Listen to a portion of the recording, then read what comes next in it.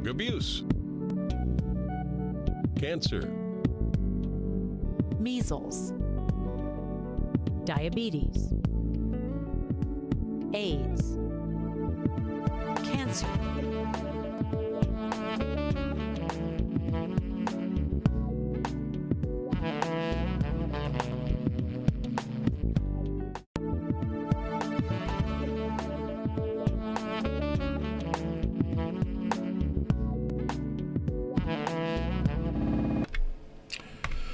Good evening, folks, and welcome to Doctor on Call. First, I do apologize for the late start.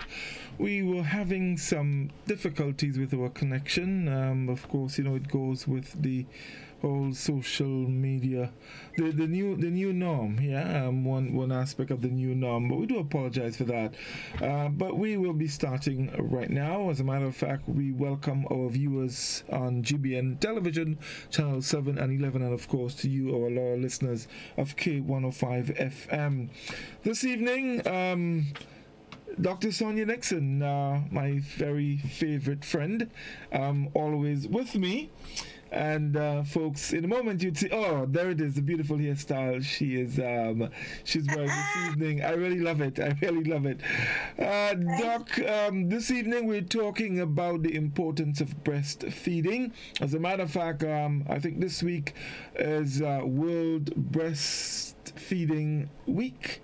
Yes, indeed. And so it's a good time to welcome my dear Dr. Sonia Nixon. Good evening again, and welcome to Doctor on Call. Good evening, Grenada, and wherever we're listening or watching. It's really good being here. Oh, yes. I missed you for what? It's like almost a year. It's been so long, is it? 2 weeks. 2 weeks if I didn't run away. All right, that's way too long. But Doc, this evening, it's World Breastfeeding Week. Breastfeeding is very important as we understand it, and I want us to focus on that this evening. But quickly, of course, breastfeeding comes after pregnancy. So one of the things I think our ladies or women must be thinking of if they're planning to get pregnant or to have a baby, to think about the whole issue of breastfeeding. I know not all women are into the breastfeeding for many different reasons. So let's start the conversation. I would leave it up to you to lead this evening. Breastfeeding, the importance both for the baby and for the mother and all that goes with it. So first of all, this is World Breastfeeding Week. Why do we need a whole week from the 1st to the 7th, right? We need a week because that's important. I guess we can talk about it every day. But these times when you have celebrations or recognition, it tends to kind of reinforce memory, and you get to share the thoughts, what we're going to focus on this year. So World Breastfeeding Week is for this week on. Why do we breastfeed, you're asking? Yes, the importance, why. Yes. It is important to breastfeed. First of all, I guess ladies' milk is best for ladies' children. That kind of makes sense, right? It has all of the baby needs. Yes, indeed. Dogs give their puppy dog milk. Yes, indeed. We tend to digress a little, but is breast, we come from the era when we talk about breast is best and all the rest, but there's just so much we can talk about that's why everyone can try to remember. Now, you did mention actually why do we about women planning to get pregnant. It is important because breastfeeding is probably the cheapest way to take care of a baby in the first year of its life as per food. It's nutritionally sound. You need the elements that are in there, the micronutrients, the DHEA, and other things that are included in breast milk for brain development, for immune system boosting. I mean, think about it. You had a baby, and if you had to buy formula, we're not even going to talk about it. The cost is prohibitive, especially in families with limited income. You also have You don't have to prepare. It's always there. It's always ready, you know. And the important thing is that a mother understands why she's doing it and how. So this year, we kind of focusing, the world at our nation is focusing a lot on counseling and supporting women to be able to initiate and sustain breastfeeding. We are asking women to breastfeed for like 6 months exclusively. We know in a lot of environments it may not work, but I'm going to go against that as well, because people say 6 months. How am I going to breastfeed a baby for 6 months? Sadly, we do not live in an environment where a mother gets 6 months maternity leave, right? But gets 3 months, right? Yes, indeed. Yeah. All these days, when we're sufficiently economically sound, we're probably able to give 6 months or a year or 2, as some countries are able to do to their mothers. So mothers can take the time off to relax and breastfeed, not to worry about how am I going to go back to work? Who's going to take care of my kids? Blah, blah, blah, blah, blah. So those things are no longer a problem. So we're asking that 6 months be all that you give the baby, and after that you can incorporate other things. Okay. Slowly, there's a schedule, and you can be guided by the nurses in the clinic or in your obstetrician's office. The nurse should be able to tell you how to do it. And of course, preparation has to come from now. The mental preparation. If I'm thinking of getting married and having children, or having children by whatever means, that breastfeeding is what my baby is going to require. You don't have to worry about gastrointestinal challenges, diarrhea and stuff, because it's just you and your baby and the breast. If you practice proper hygiene, it is unlikely that your baby will pick up, the viruses that come in the water or the bacteria from not having sanitized your bottles correctly, or maybe a fly pitch on it or whatever it is, okay?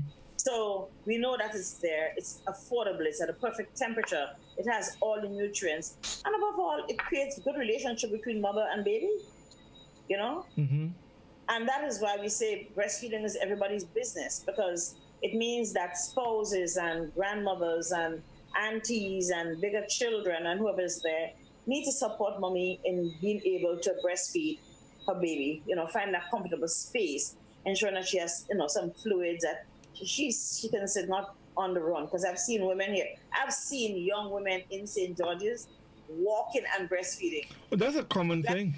Yeah, I see it a lot. I mean, I laud them for breastfeeding, but I really wish just for them that it would be a moment that they can enjoy. It's not just a duty, that it can be a real gentle, warm moment with just me and you, and I'm giving you what you need, and you're receiving this, and you can sit and gurgle and twiddle your toes.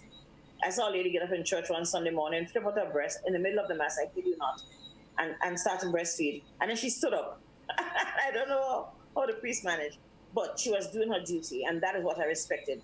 Luckily for us, there are a lot of things that exist in more developed countries, like breast shaming and people not having the freedom, don't feel that way. Women take the liberty and breastfeed their baby whenever they think the baby needs it. They'll catch on a stone, or they'll sit on a railing or somewhere, or lean up and breastfeed their baby because it's time to breastfeed, time to give my baby some food. So those cultural things we kind of have intact. It's just that it must be something that become a little more conscientized, for want of a better word, so that mothers can understand, why am I doing this? But beside the nutritional value, there's also the economic value. Economic value because it costs you less, one. Economic value because the baby does not get sick. And, we might want to think within a greener context, but if you think in a bigger world where you have lots of the diarrheal diseases, children sometimes don't have as much access to early days vaccines and stuff. That nutrition that you get from your mom in the first few months, especially when there's exclusive breastfeeding, tends to protect you from a lot of the childhood diseases. So people who live in remote areas might have to wait for the nurse to come whenever she comes, go once a month, go once every 2 months to give the vaccines. But these children are protected because of that. And economically, because it doesn't cost the country that added service of, admitting a baby who's dehydrated. They believe we can save 620,000 lives per year if we can ensure that there's exclusive breastfeeding. So think about it, right? It does have a lot of economic value. That's 620,000 people who would grow up, who would probably be healthy and who will add to the whole country's economy, the world economy, because they're healthy people. So it pays back. But Doc, question. Yes, the healthy baby, in order for the baby to be healthy, grow well and everything, breast milk is important. But let's think about the mother for a moment here. There are a lot of people, and we're gonna spread out a bit in different parts of the world that just don't have the means to take best care of themselves, to eat well, do what is required to ensure that they can give the very best to the baby. In cases like that, and funny, a lot of times under those conditions, you have a lot more babies being born. Usually, and they can't be given the care that they need. Can that affect the baby? I mean, the mother not being healthy and all of that? It may, but the truth is, I guess the human body is like that. It still tries to produce as best as can.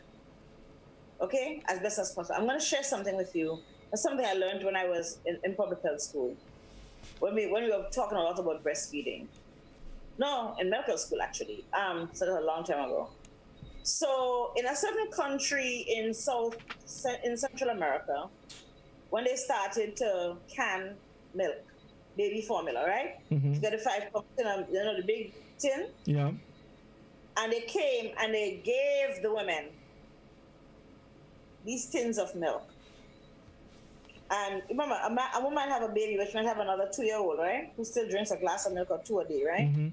And so they discouraged the women from breastfeeding because here you had breastfeeding in a tin.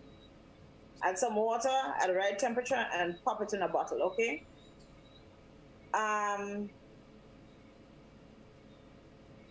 The other meal substitute is corn-based. So there's not a whole lot of nutrition Mm-hmm. as far as, more grown people eat, especially, as you say, if in financially depraved environments, right? So these mothers stopped breastfeeding and started giving their baby formula. But then, you give the first half tin normal, right? But then you get the next half tin, you kind of start to make it watery. And then you can see when you put the water in the bottle, you can see straight to town from Observatory Road. Yeah. So thin. Just to give it color. Yeah, bare. Hint of milk. And the children eventually developed malnutrition, and many children died. And what was significant is that the mothers used these tins as headstones on these babies' graves. Oh. So that's one of the sad stories. In Grenada, however, we have all our children are born, and most of our children are born in hospital or in some supervised environment. Okay, nobody is born without being supervised here in Grenada. I guess most people are actually born. There are birthing centers, but most people are actually born in hospitals. Our hospital is baby friendly. Mm-hmm. So in the past, you would see women going to deliver, and they have a tin of milk as one of the parts of the whole baby's paraphernalia. That's actually not allowed in the hospital. You cannot take formula into the hospital. And I'm telling you, there are probably children who need formula, okay? Uh-huh. Who make formula, children who have special needs, and there are special formulas that may be developed, that are developed for their needs, who have genetic disorders and stuff. Or children who, the mother might be way too sick to breastfeed you, whatever the reason is. But that will be provided by the facility in a supervised way. Uh-huh. However, still, we try to encourage mothers to breastfeed. Okay? Even if it means extracting the milk, pumping it out, putting it in a bottle, you can store it in the fridge. I had a friend who used to travel. Her job was a traveling job. She's a salesperson. Uh-huh. And her husband is a physician, and she traveled. Traveled from north of the island to the south. That's one. She should probably be home once a month, 1 week for the month, and she had a baby. I remember that child in particular. She has 3 kids. But that child in particular, she breastfed her baby, even having to travel abroad 2 weeks every month. She walked everywhere with one of those insulated bags, like a little suitcase, She announced when she got to the airport what it was. They let her pass. After a while, they got to know her. Yeah. She pumped when she got to her show, and she pumped regularly. I mean, within her job, she can kind of schedule a time as to how she saw the client she was visiting. And she's a pharmaceutical rep, so she went to doctor's offices. The nurses knew they'd give her a place to sit and pump, and she walked around with her insulated bag. And her baby was 100% breastfed. Yes, wonderful, wonderful. So, sometimes it comes back to what WHO is trying to talk about. Let's ensure our women, let's counsel them, let's give them support. Not only for the babies, just strict for the babies, but nutritional, but tell them how to do it and to encourage them and say, yes, you can do this. It is possible to do this, and show them ways how it can be done. So even when our women work, nobody lives more than an hour from where they work in Grenada. Doc, so yes, there are benefits, significant benefits for the baby Yes. by way of breastfeeding. What are the benefits then for mom who is breastfeeding? Thank you. So, the first thing we tend to think about, and I want to dispel this, the myth of what my breast will look like if I breastfeed. Yeah. Well, it happened anyway, so you might as well breastfeed. It's going to happen anyway. There's no way that's going to say breast is made to breastfeed. Okay, that's how nature designed it. Was designed that way. It was designed. That's what your breast is for. Everything else is benefits, side benefits. Okay. Mm-hmm. Okay, but one of the major things is that it actually helps mothers to lose weight. Yeah. Because if you and they'll tell you, it helps you to lose weight. So most women are able to get back to their normal weight. I was talking to a mother today who said to me, her first child, she was kind of young. Second one, she breastfed and her weight was fine. She got back, she said she was perfect. And she stopped breastfeeding, she just blew up like a balloon. Okay? Mm-hmm. So if you're sharing what you eat with somebody else, you cannot unlikely to put on weight. So that's the first thing. Apart from that, the act of sucking, the baby sucking on the breast, stimulates the production of oxytocin out of the brain. Oxytocin is the hormone that makes the uterus contract. Mm-hmm. So that if you start breastfeeding, the possibility of having bleeding, what we call postpartum hemorrhaging after you've delivered, is grossly decreased. Okay. I'm not saying it is obliterated. I'm saying for the most part, you should not have that challenge if you're breastfeeding and everything is going well. Also, apart from the weight loss and there's protection from breast cancer. I was reading up on breast cancer today, and women who do not have children or who don't breastfeed are at a greater risk for developing breast cancer. Also, protection from ovarian cancer. Right. Uterine cancer. So those are some of the satisfactory. Also, one of the challenges that a lot of women have when they have a baby is, the postpartum depression, the stress and stuff. Yes, while breastfeeding may be a little stressful, where you have successful breastfeeding abilities, women are very contented. It's a really wonderful feeling, and it kind of helps to decrease the risk of women developing postpartum depression. But I'm kind of curious. Breastfeeding lowers the risk of breast and ovarian cancer. How? You're the doctor. Is it the production of the milk from the mammary glands, or what is it?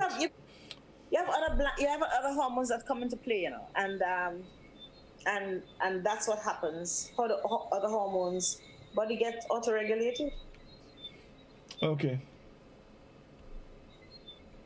What about the risk of osteoporosis? Is there any connection there as well? Also, that's also lessened in women who are breastfeeding. It's funny because fat people, they say, kind of don't get because to avoid osteoporosis, you have to exercise. Mm-hmm. And because fat girls already walking like that, they claim that we don't get osteoporosis. But it is claimed that breastfeeding also helps to decrease the possibility of osteoporosis. So while we think, oh, my baby's getting everything, no, there's something that's left for you and your body. The whole regulation, you go back to being, I guess, a little better than you were before. The human body is engineered to have babies and to take care of them. Oh, everybody, every animal's body is regulated. Now, there are people who are of different stature, different size, different stature. I mean, you just made a reference to women who have a little more size than others. Fat girl. Yeah. That fat girl. Right. You can't say. Right. No, I won't dare say someone like that. The women who are a lot more slim. What about the concern they may have of not being able to produce enough milk for the baby? So the operative word here is produce. The milk is not in there, The milk is not in your breast when the baby is born. The milk is produced from hormones in the brains. Once you start sucking, right? Once the baby starts sucking and sucking properly, and that's why it's important to counsel mothers as to how to do this. Once the baby starts sucking properly, stimulates the brain causes and helps the breast to produce milk. So it doesn't really matter whether you're skinny, fat, whether you have some major D breast or you have A or double A, right? It doesn't matter. What it is that once you can get that, the glands in the breast start producing milk. Okay, so lovely. It doesn't have to do the size. It has to do with the hormones and having sufficient breast tissue and all the rest of it. Right. But you mentioned if the baby is sucking properly. Explain that a bit. What does it mean to suck properly? All right. So you come from the country, right? Yeah. Tivoli, to be exact. Have you ever milked a cow or a goat? No, but I've seen people do it. So you come from the tongue part of the country? No, right. Tivoli. That's a real country. That's a real country. You even say that in style, but here. So there's a technique. And the technique includes getting the whole of the areola, which is the little saucer on the breast, on the mother's breast, right? Nipple. Because if the baby sucks the nipple alone, he actually locks off the breast. The receptor, the nerves in the breast that stimulate the brain are in the areola, in the big black darker part of the breast, right? The moment that all of that goes into the baby's mouth, it latches to the roof of the mouth, and the baby starts sucking. Like when you have a lollipop and you're sucking. And that is what stimulates the production of the breast. So that's what I'm talking about correct. So people feel that just take the nipple, because they look like the nipple is what the baby should suck, right? No. The baby needs to suck the areola, as much of it as possible. I promise you, it's not going to strangulate him. It's not going to drown him, right? A lot of people feel, okay, I put all this in the baby's mouth. Yes, you can. Wait till he starts eating and you put a whole mango in there. The truth is, you have to put as much as his mouth can contain, and he sucks. Okay. That milk starts coming down, he will continue to suck. And it takes a little time, It's not going to happen like when you put a baby, people get a little overwhelmed, and not everybody produces as quickly or as much. And some people just don't. But for the most part, most people do produce. It's a question of, reassuring and supporting and cajoling and, making sure the mother is comfortable and all the rest of it. So once we use the right techniques, and the first thing of the technique is making sure that mother and baby are comfortable. Right. Actually, yes. This is a experience, but sitting in a comfortable place, warm, it's breezy. You don't have mosquitoes. Both of you are clean and you can relax, and you put a little soothing music. Mother has a glass of water, and there's a technique. You breastfeed on one breast. Usually the breast that you breast on last, because remember, the sucking is what lets it down, right? So if I'm breastfeed, let's say I start on the right breast, right? stuck in motion, eventually the breast gets full. You leave this breast and you go to the one that is now full, because both of them will fill together. Right. Okay? Mm-hmm. Because the baby's sucking on the right breast doesn't mean that the milk will only come to both. So then you start the baby on the breast that you're feeding last. So let's say that was my right. I put him there. He empties what was there, but the stimulation makes the other one get very full, right? And then I let him fill himself, then burp him and put him down. Next time I'm going to feed, I start on the left breast, right? Observing all the things, comfortable, know how to hold the baby, make sure he's comfortable, make sure you're not, because sometimes the baby can be a little uncomfortable if we don't make him nestle comfortable in our arms. Space is too small, you can't stretch your legs out. Some mothers have a little challenge, may have had a C-section and all the rest of it. But you start him on the other breast, the one that you finished on, so that he empties that one, the other one gets full. So the baby should never be lacking, because there must always be a full breast that he can go to, so that he can be satisfied. But those are things that you get. A counselor should help you. Right. One of the things that the World Health Organization is asking that we train people as breastfeeding technicians who will teach mothers not just after they've had a baby, but from the day when they go into the antenatal clinic. Some people go to the doctor when they're preparing to have a baby. So all of those little techniques they start learning, they should be encouraged to do. Right. Because we encourage mothers, because there's so many myths. There's so many myths that can dissuade, especially a young mother, that can dissuade them from breastfeeding. And then people, I have money, I'm going to buy milk, I can't be bothered. After a while, it becomes the easiest thing to do. Right. Doc, let's take a commercial break, because I have some more questions, quite a few questions actually, and I want to get them in. So we take a short break, and we'll be back in just a moment. Stay with us, folks. Don't go away.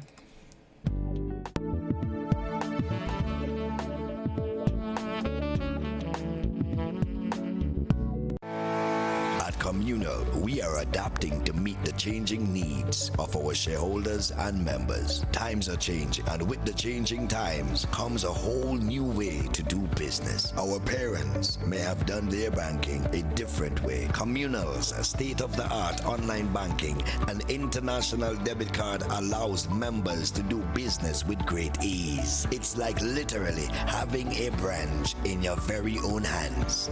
Need a loan? Apply online from the comfort of your own home anywhere in the world, and your request will be dealt with remotely. Want to transfer between your accounts or another shareholder? No wait time for transactions to update. Voila! Who needs receipts when you can receive them via e-statements on your mobile device and save the environment? Not a communal member? You can join our family today by applying online. At Communal, we see you working hard to ensure that you save, invest, and grow. Communal. Join us today. This will be the best financial decision you have ever made. It's new, innovative and classy, and a cut above the rest. Your one-stop shop for bathtubs, kitchenette, customized doors and windows, and even a new paint job. We also sell quartz and solid surface countertops. At M&N Hardware, we offer best prices, excellent service, efficiency, and reliability. Visit us at Dusty Highway, Grandin, St. George, or call telephone number 440-6757. M&N Hardware, from foundation to roof. Let's build together. Hills and Valley Med Care Center, located on Grenville Street, St. George's, has a highly professional team that gives excellent service in massage therapy, physiotherapy, speech therapy, medical consultation, and more. Hills and Valley Med Care Center sells a wide range of medical supplies, offers home visits for patients in Grenada and Carrier Crew, and opens Monday to Saturday, 10 a.m. through to 7 p.m. Visit or call Hills and Valley Med Care Center today, 435-6904. You're already ill and have no time or energy to walk every which way to access your healthcare needs. So Come to Spice Isle Imaging on the Carenage for a one-spot stop for all your health service needs. See our in-house doctor and get your meds from the pharmacy right on location. Digital X-ray, MRI, CT scans, mammography, ultrasound, and laboratory services are also available. So for that moment when life makes demands on you, you can make demands on us. Visit us at Spice Isle Imaging, Carenage, St. George's.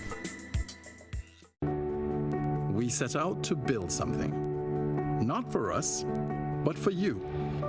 In 1932, we set out on a mission to establish an institution that catered to the financial needs of every Grenadian. We envisioned a space where our people felt secure and welcome to do business with familiar faces. This was more than a commercial enterprise. Because we considered you to be family, we saw ourselves as building more than just a bank. We likened this establishment to a house. Since we opened our doors in 1933, you've remained with us ever since, growing with us and saving with us, but most importantly, trusting us to safeguard your interests. Through unrest and turmoil, you put your faith in us to be the shelter against adversity. Your trust is the foundation upon which we continue to build to provide stability and support for your dreams and aspirations. Your trust helped our family to grow, and as we grew, your needs grew in tandem. So we developed, expanding our accommodations to make you comfortable, transforming our humble abode to a modern center of business and commerce, while preserving our warm, friendly, family atmosphere. As we furnished our house with efficient services, you decorated our offices, walkways, and counters with smiles, love, and satisfaction, giving us the impetus to improve and do more. It took vision to build this establishment, and our vision has always revolved around the well-being of our people. It is vision that continues to guide our development, a vision of growth, a vision of expansion, a vision of the future. A vision that recognizes that the world is a global village and that technology has become an integral part of our lives. A vision that embraces the efficiencies of technology and its importance in diversifying our corporate and retail portfolios. A vision that represents your vision, your interests, and your needs. You see, we built a house, but it didn't take us long to realize that people, our people, make it home. Welcome home.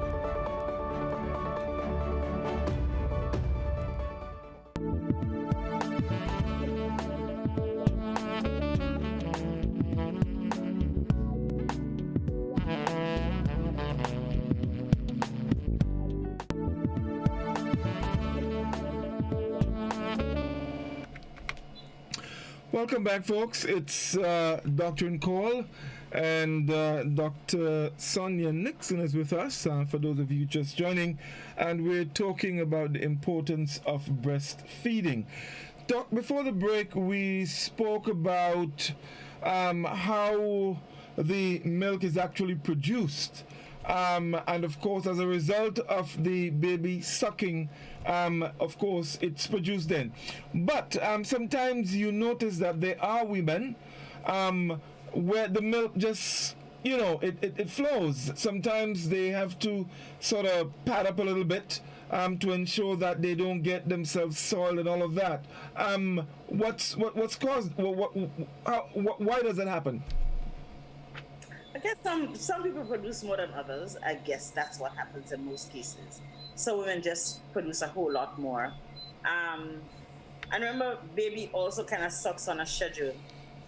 So if you're not there when it's time to breastfeed baby, your breast kind of starts to. It's like conditioning. Yes, it's conditioned. Right. Your breast kind of say, "Oh, it's time. We got some work to do. Aren't you going home?" So, so this year, right? The theme is supporting breastfeeding for a healthier planet. And again, it comes back to breastfeeding is everybody's business. And I think we're looking not just at today, because sometimes you look at a baby now. If we can look at our children that we breastfed as opposed to our children who are not breastfed, our children who are breastfed for little as, or partially breastfed, or for shorter periods, we can see, we would see differences. You know, one of the things that we really try to avoid is malnutrition in our children, whether it's overnutrition, because sometimes, and that's the reason why counseling is so important, because sometimes we have people who are whose thoughts are easily distracted by what's there. Give your baby X, give your baby Y. You understand? This will supplement, that will supplement. So we give our babies all kinds of strange, very sugary fluid drinks and products. Even milk, even the formula tends to have a higher content of sugar. Tends to make kids pass a lot of wind, very windy and colicky. When you have all that gas in them, it hurts the children, so they get uncomfortable. And that makes it a little uncomfortable for everybody, yeah? A baby that's crying all night, pass a little wind and he stops. And then there's more wind accumulating because he's having a formula. When had he been breastfed by mom, burped properly, he'd probably sleep well. We have to get to the point where our mothers and our families, because we all have to support mothers who are breastfeeding. It's easy, but it's technically challenging, and it's kind of long-term, and sometimes when a mom has to get up in the middle of the night and breastfeed alone, especially a cranky baby, it can be very stressful. Hence the reason why we all have to facilitate. We have to make sure she have where to be, how to be, who to be with. Sometimes it's very important. And to be encouraged, because you can't breastfeed for her, but you can be there when she's breastfeeding and give her the support. So at the end of the day, we have a planet of healthier people, more productive. And, you know, at the end, the world will get around if we have people who are better prepared to produce and to make the world a healthy place. And healthy babies will produce healthy babies. Right, yes, indeed. There's something referred to as the ABC of breastfeeding.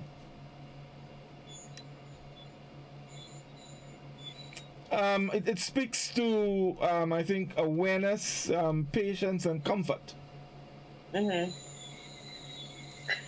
and like I said, that is why the effort is on really counseling. So that's why they're training people, they're encouraging people to go there and teach mothers. They're making hospitals, ensure that hospitals comply with breastfeeding, because there has been that thrust to breast-friendly hospitals. And I think our hospital was certified as a breast-friendly hospital. There are a lot of things that to put into place as a breast-friendly hospital at the end of the year, because you have to go through the basic things that women need, that people need, in order to be able to breastfeed a baby. You know, it's not just put a breast in a baby's mouth. What if the mother is sick? What if? In this time we have COVID, right? What if a mother has COVID? What do you think we do? Well, actually, my next question to you had to do with medical considerations when breastfeeding. So you medical, like, for example, women who are HIV positive should not breastfeed. That is established. Okay? Some other conditions. But with COVID, you can. As a matter of fact, you're encouraged, for you and for the baby. One, so that mothers can feed and still have some bonding. You have to follow the COVID rules. You have to cover your face and wash your hands.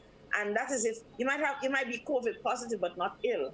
You might be asymptomatic, have mild disease, but you still ask to breastfeed, because you also want to make sure that this baby, who comes in with very little immune capacity, right, is well protected, covered by what he gets from the colostrum, all the micronutrients and the vitamins and the immune, the immune boosting that he's going to get from what he gets. So for people with COVID, I mean, if the mother is kind of tired, you can probably assist her to extract, right, and put away and breastfeed. But it's very important, because if the mother is very ill, you might have to isolate the baby, But you can help her to extract, hygienic and way, so that she can ensure that her baby is protected by what he's getting in the breast in the breast milk. Right. What about people who, let's say, a woman probably wasn't aware she had cancer, became pregnant, she has a baby, has to undergo chemotherapy or whatever it is. Would she still be encouraged to breastfeed under those conditions? Maybe. People who on chemotherapy are very, very tired, huh? And you don't want a baby to, you don't want anything to pass the barrier that can harm the baby. So like HIV, you probably would not. Okay. Right? And that's, women are encouraged not to get pregnant while they being treated, while they going through any therapy for cancer disease, because it's kind of hard on their bodies just having to carry a baby while you're fighting cancer. But let's say it happens, what if you were pregnant before the cancer appeared? You have to support, but breastfeeding is not really encouraged. And that's what I said, there is formula. It is not ideal, but it's okay in those extreme. What we're saying is that 99% of us are not extreme. Well, that's true. Right? And think about it. In environments where you have very poor population, it's probably okay to feed the mother and let her breastfeed the baby. Like in displaced populations, South Sudan, for example, we have war and it's in the middle of nowhere. When they bring the food in, because we see a lot of malnutrition among those little children, among those small children, there's a lot of malnutrition. If you can prevent malnutrition in the baby those little ones, the newborn ones, right, by feeding the mother and letting her breastfeed the baby, that'd be okay. Remember also that children who have malnutrition early might have learning challenges apart from the stunting and other physical issues, and like the obesity, the underweight, the underweight, right, the stunting and growth and stuff. They may also have they would probably have brain development challenges, and normal capacity for learning may not occur. Right. What about babies that have the condition referred to as galactosemia, where they cannot handle the natural sugar? Yeah. So those babies, there are special formulas for them. Okay. They have babies who have different genetic disorders. Once you might find that the baby gets sick. The pediatrician is a little more aware than I am as a GP of these things. So once a newborn starts showing condition, you would test to see what it is. There's some countries where babies are actually screened for those conditions, right? They do genetic testing or whatever blood tests are available, so you kind of know from early. Here we just screen for sickle cell, which doesn't really matter. But you want to know early, so you screen a baby early. And so you can decide what formula you would put your child on, should he have one of those genetic disorders. Right. As it relates to there are some little challenges with breastfeeding. For example, moms may complain about the breast hurting a lot, and to the point where it's unbearable. Some babies, they suck really hard, so sometimes the nipples get inflamed and all of that. What is suggested in cases like that? Again, it comes with having trained personnel to support mother. Right. Sometimes the baby is sucking where there's no milk. So you see him bawl and he swallows all this air and he gets colicky, especially the boy babies for some reason. I don't know what's wrong with you guys, but the bottom line is that baby's an angry baby, okay? He's gonna bawl, I want my food. Yeah. And he would be pulling on that nipple and nothing is coming. So it's frustrating for him, it's frustrating for mom.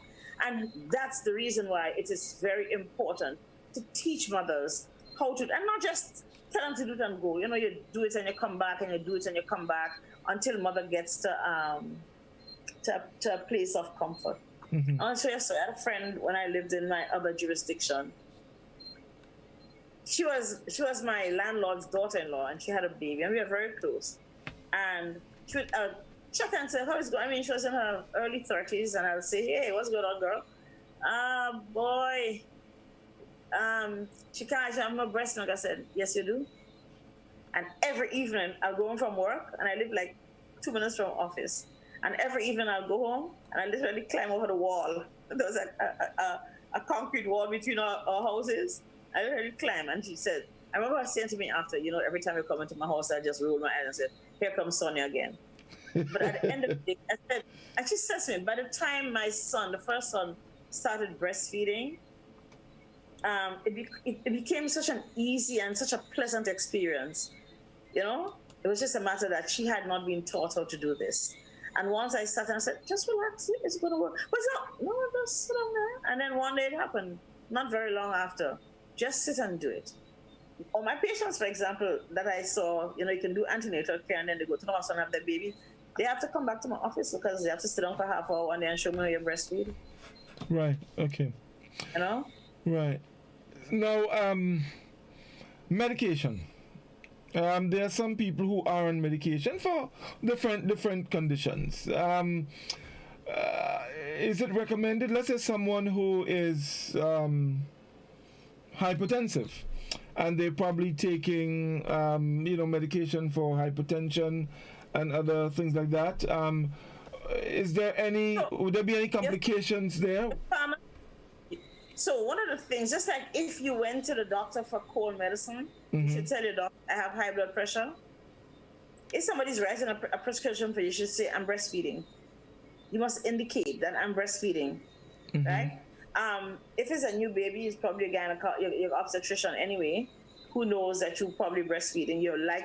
Who should ensure that you are breastfeeding to start with. And there are medications that you can't take. But your pharmacist will know and say, no, you can't breastfeed while you're taking this because it crosses the barrier and will come into the breast milk and is not good for the baby.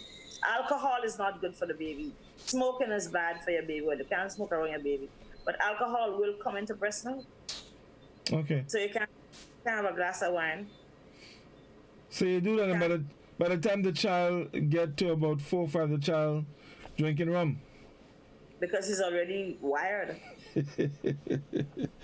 Yes, indeed.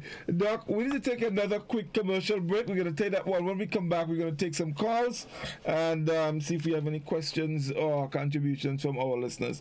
Stay with us, folks. We'll be back with you in just a moment.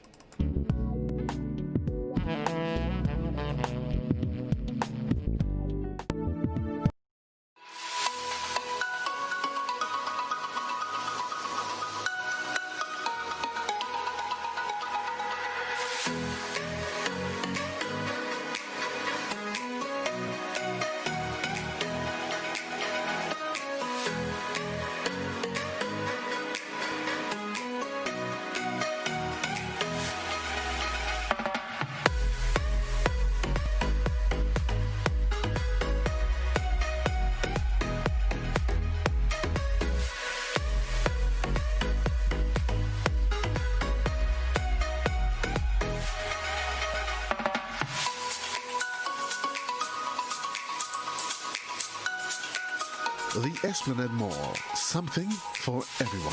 Go on a shopping spree today and experience some magic. Opio.com. Sale.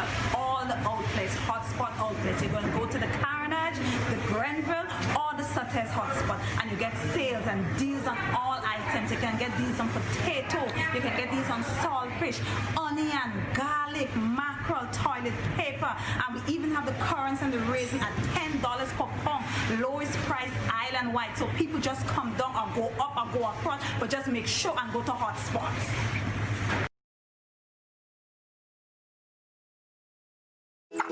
How going on, boy? Hey, good old things. Hey, Daisy. Yeah. Boy, line, boy, your house looking a real good day. Boy, it's thanks to the hard-working and professional staff at the Housing Authority of Grenada. They handled me real nice. They did my plan, they did the construction, and I didn't even have to worry about a thing. They were there with me every step of the way, supervising the job, asking me about my concerns, giving me feedback as the house took shape. They were there from start to finish, and even put the keys in the palm of my hand. I give them an A++ for customer service. Oh, it's people from housing bad, boy. Boy, not bad. Excellent.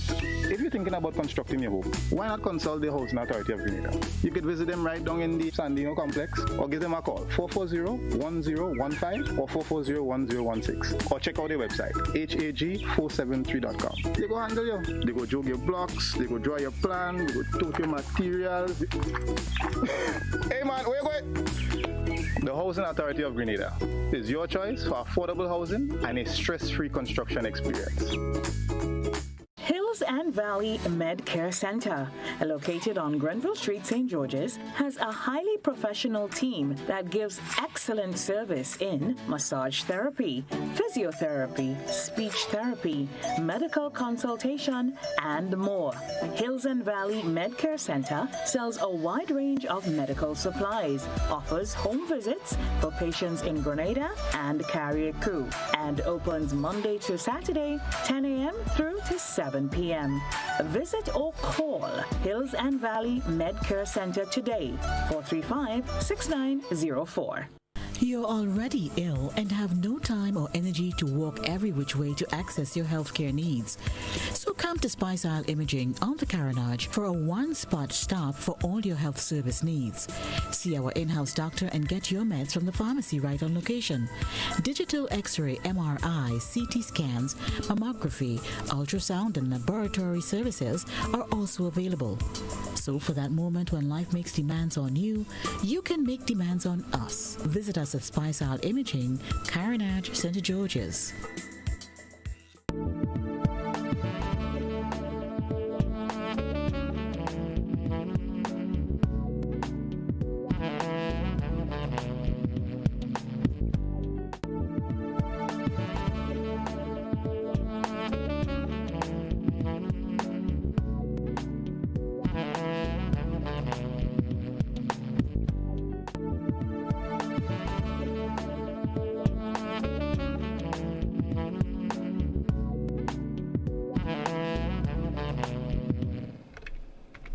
Welcome back, folks. It is 20 minutes onto the hour of 10 o'clock. Doc, one quick question before we go to a telephone. Is it recommended? Because many people, and not just pregnant women, but many people are onto the idea of using supplements to help give a little added boost to their system. Is it recommended for women who are breastfeeding? As a matter of fact, supplements should be taken from before you have baby. All right. And your vitamins and your folic acid and stuff, and especially folic acid for babies for the brain formation, okay? Mm-hmm. You should be taken, but you must eat as nutritionally sound as possible. If we eat nutritionally sound, we may not need supplements, but we can, considering we can, most of us do not. But we really have to get to the point where we eat nutritionally sound. So, apart from breastfeeding, there's always exercise and other things that women want to do to lose weight. But you want to lose weight and be healthy, right? And you also want to make sure that your baby get the highest quality. If you eat well, and you can take your supplements. I'm going to ask people to be very careful. Stick to the usual thing. Antenatal vitamins, the things you know. Because some of the vitamins that have boosted energy and all of that thing actually have compounds that you really don't want to use. Okay, right. So we the fad vitamins, the things that come overnight that you don't know where they come from, can actually cause you to have challenges. I have actually seen, and I'm not trying to frighten them, but I'm just telling the reality. I've seen a situation where a young woman went to do her medical for employment. And one of the things they look for drugs in your urine, they say you want to do it. And she came back with cocaine. And she said, what talk about? I don't even smoke, I don't drink, I don't do anything. It turned out that she had been taking some energy boosting vitamins. Okay. Cocaine makes you high and energetic. So, be very cautious, right? Stick to the things that you know that are your custom taken. Antenatal, there's prenatal and other things. Do that, okay? Right. I just wanted to talk about how important this is to us here in Grenada, because the maternal and child clinics in Grenada are really taking this thing seriously. And of course, I said, first you have baby-friendly hospitals, and this is going to move into the community. We still encourage our mothers to breastfeed as fast as possible, and to train and to teach women. And even a little more further now in this week, we having the women who come to antenatal clinics being given special counseling sessions, and coaching them, those who have had babies already at the postnatal clinic, or just how to breastfeed, to make this a good and successful experience for them and baby. They're having a quiz competition for mothers based on the knowledge they would have had. So they're having quiz competitions in the clinics. And give little incentive tokens to the ones who come, just to remember why did I get this? Oh, this was breastfeeding, and they had told us XYZ. Guess what is the percentage of breastfeeding during lockdown? The percentage of breastfeeding during lockdown? What percentage of women who have had babies recently was breastfeeding?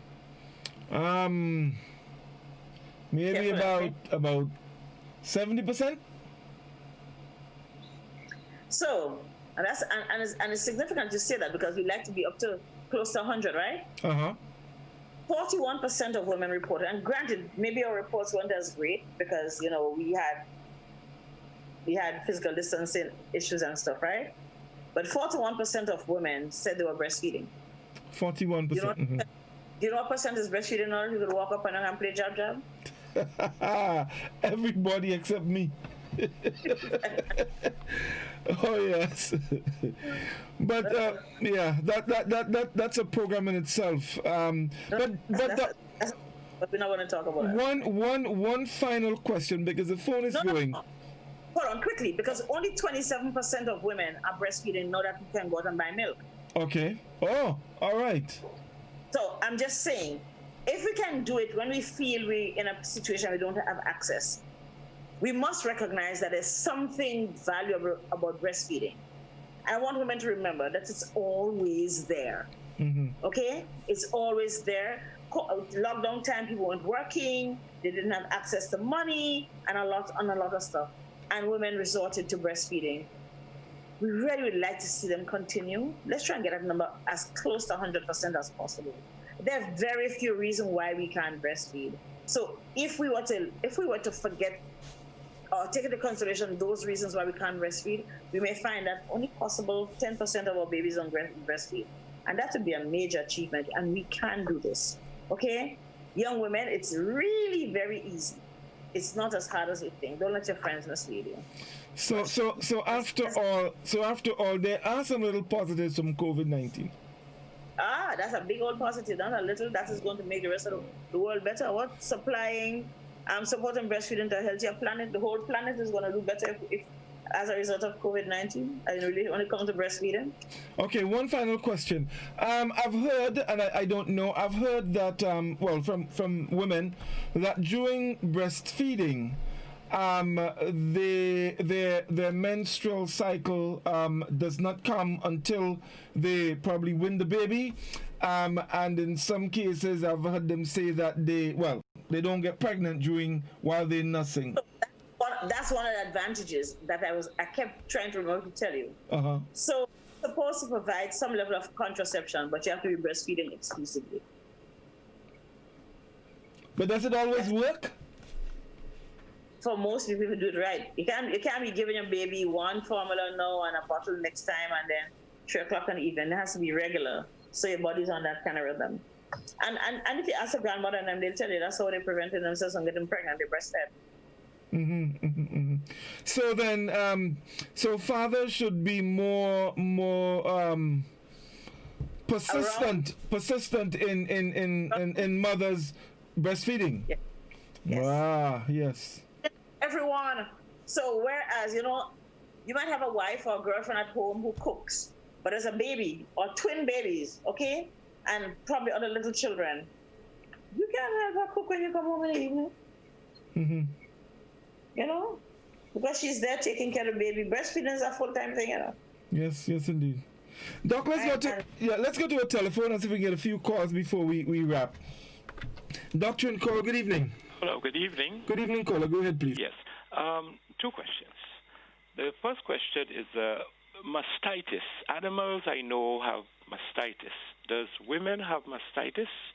And the second question is, when a woman is anemic, would that affect her ability, not her ability to breastfeed, but would that affect the child, the nutrition of the child? Would that weaken it, or would that be poor nutrition for the child? Thank you very much. Thank you, caller. Doc? But I'm happy that a gentleman asked that question. So mastitis is the inflammation of the breast, and we see that often, but it's often related to poor breastfeeding techniques. Mm-hmm. So the breast gets inflamed because the milk comes and it doesn't get to come out, and the breast and the baby's, trying his best, especially in the first part of right in the early post-delivery period. So yes, women get mastitis, and sometimes they have to suspend breastfeeding because it's so painful, and they might get infected and they get antibiotics. People in Grenada said that the baby belch in your breast, but that's old wives' tale. Poor baby not even getting any feed, but it has to do with, and we can avoid it by teaching good techniques. Okay, that impatience that we might be exercising and trying to get the milk with a baby who's not latching properly, who's not getting enough of the areola into his mouth to suck the milk out, so the milk gets stationary and we get challenges. The other question was anemia, and I'm glad he asked, because I'll tell you what, anemia is when your blood is weak, when your hemoglobin is low, so the oxygen not circulating, you feel tired. One, a tired mother really can't feed as well. She feels tired herself. And two, maybe it would, because your baby is born with a relatively high hemoglobin, very high. Most babies are born with a hemoglobin of 15. Average is 12 to 14. It might, but there are other nutrients that the baby needs to make the milk complete. So. Okay, another question that just came to mind. Let's say, for example, you have a situation where two women have babies. However, one is producing a lot of milk, the other is not. Would it be okay for the one who is producing a lot to breastfeed the other baby? But we drink whole milk. What's your problem? Yes, but the answer is yes. Because I'm sure you've seen that classic picture of the black mammy in slavery breastfeeding the white babies. You can share breast milk. Once the mother is healthy, the one who's producing is healthy. Yes, you can. And sometimes some women, their breast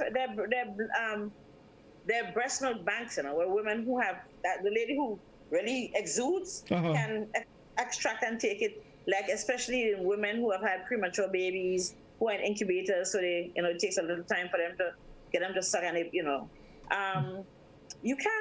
donate.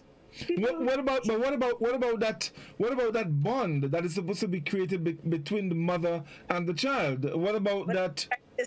We would like to create. You can put in a milk. You can put in a bottle and give the mother to give him. Okay, let's get back to the telephone. Doctor and call. Good evening. Yes, good evening. Go ahead, please. I would like to talk about concerning the cow's milk, which the doctor has mentioned. One of the doctors that I used to listen to, he is a naturopathic doctor from Trinidad, and he says that cow's milk is not for human beings because, number one, we don't have the lactase to break down the lactose in cow's milk. It is also one of the causes of people becoming diabetic. And also, that is one of the reasons why children become diabetic at a very early age, because parents give them cow's milk too soon. So then I would like to have a comment on that. Thank you. Thank you, caller. Doc? So, talking about across the species, I don't know what cows drink in our milk. There's been a lot of research. We know obesity, we know that cow's milk is much, much, much harder to digest. So that might be one of the reasons why, because often the milk, the formula is something engineered out of basic cow's milk. So the proteins and they're much more difficult to digest, and hence the problem. It might have a little more sugar. It potentiates a possibility of obesity and all the rest of it. And again, I think what we can say overall, mother's milk is the best because it is actually genetically engineered to suit a baby. A woman produces exactly what her baby needs once she's optimally well. Okay.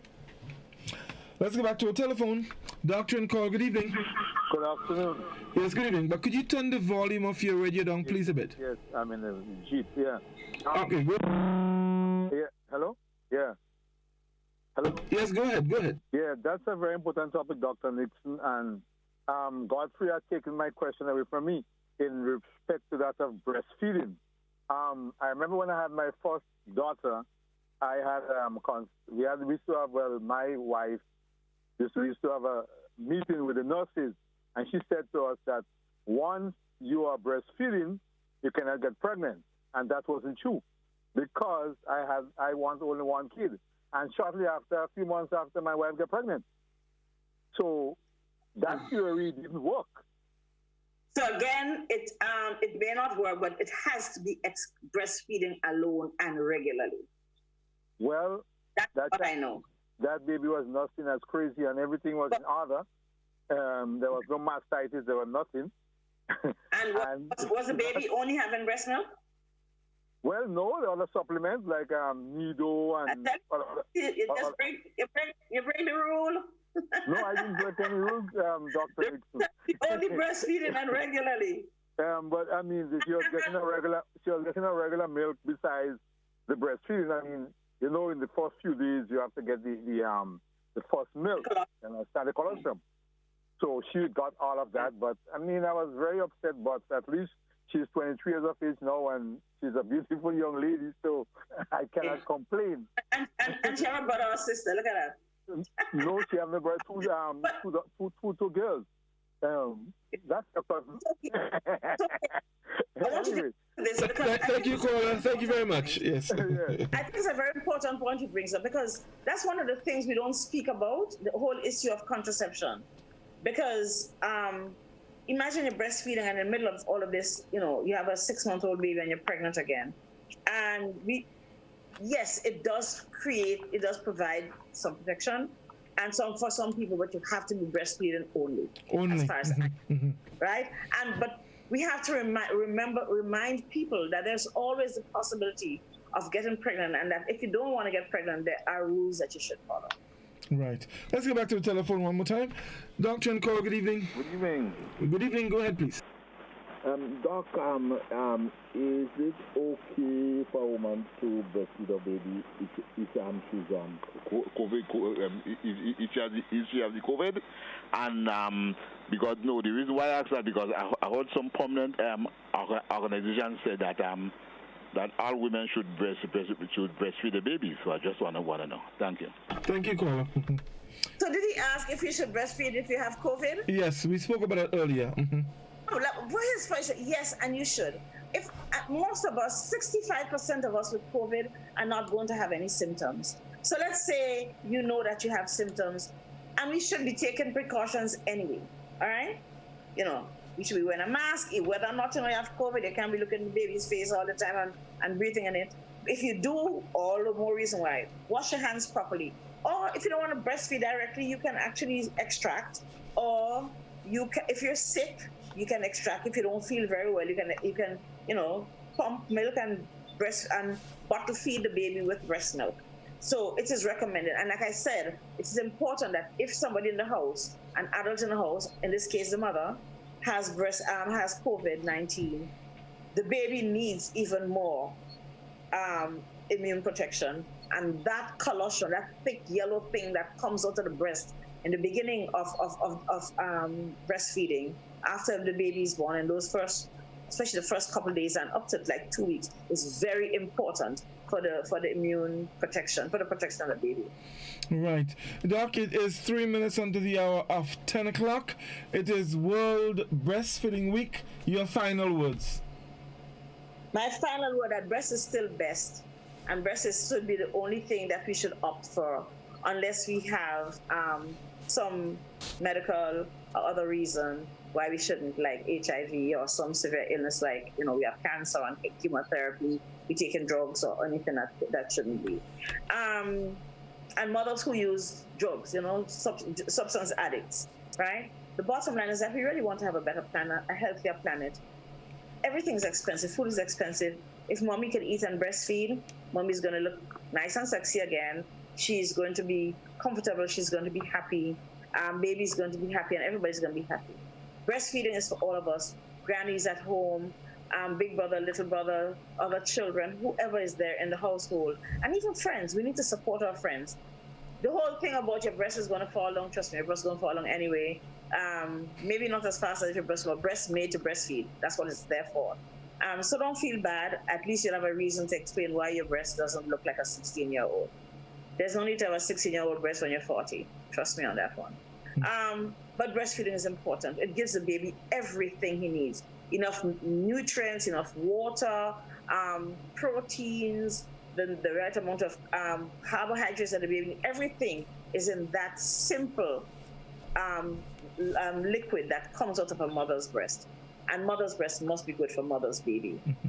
Let's support each other. Let's remind everybody that we have this great gift of being able to give food that is not going to cost, that's available, that's at the right temperature. And for the most part, babies like it. 6 months, exclusive, introduced, and up to 2 years or more, the baby wants it. I mean, people are complaining that they can't get a baby to stop breastfeed because of that real great bond that we create with our children. But more so because we make very healthy children. They don't get coughs, they don't get colds, they don't get diarrhea, they have immunity to all other things. And plus, if we vaccinate our children on top of all of that, we're good. And that COVID is not a deterrent for breastfeeding. So we're heading towards a healthier planet by simply encouraging one thing today, one thing at a time, breastfeeding. And for young women and our men in particular, please encourage your wives and your girlfriends and your sisters and whoever it is that is having a baby, the girls in the office, if you have that kind of relationship, look, encourage breastfeeding. It really makes a lot of difference, especially financially for families in these hard times. And thank everybody for listening. Yes, Doc, thank you very much. And of course, also that very important bond that is created between baby and mother. So very important. Doc, thank you so much again. It's such a pleasure. I think we also in World Rheumatic Week. Yes, when I check my schedule. So next week we will be talking about that. I hope you are available.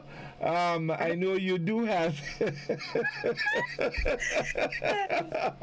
good enough because I think we've advanced sufficiently to not have as much rheumatic heart disease because it's a preventiveness. And in times when penicillin is available and almost costs nothing, we should not be having rheumatic heart disease. But there has been, and it can be a very expensive thing to manage. So I hope that we, as physicians, are diagnosing properly and sending patients to get appropriate care to avoid, because it starts from having a simple sore throat. Yes. Although not all sore throats are caused by strep, most sore throats are viral. Strep is very specific and the child is very ill, or the individual. So because a child says throat hurts them doesn't mean that they need antibiotics. So that's the other end of the spectrum. All right. So next week we're talking about that aspect, and I'm looking forward to having you again, Doc, next week. But better start looking back here.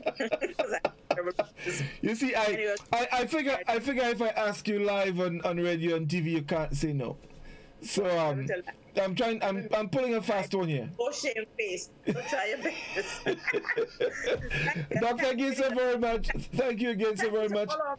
Call tonight. That's a very positive thing that our men are considering the safety of our women and our children.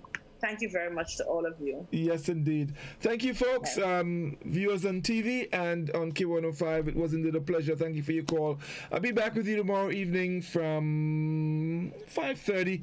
And tomorrow evening, Wednesday, it's Release It. We have a lot to talk about. So be sure to join me. Please remember, there's still precaution for coronavirus. Wear your mask. Yes, indeed. You don't have to play Carnival this year. You probably can play twice next year. So. I agree with that. Thank you very much. All the best. We've seen.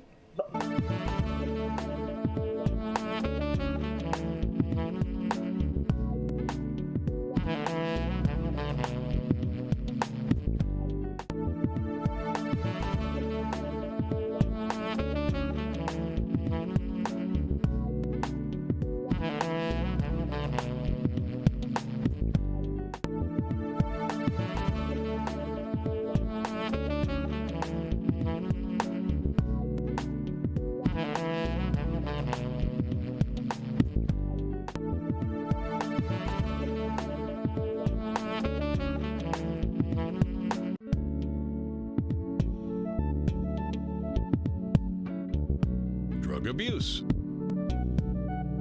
cancer, measles, diabetes, AIDS, cancer,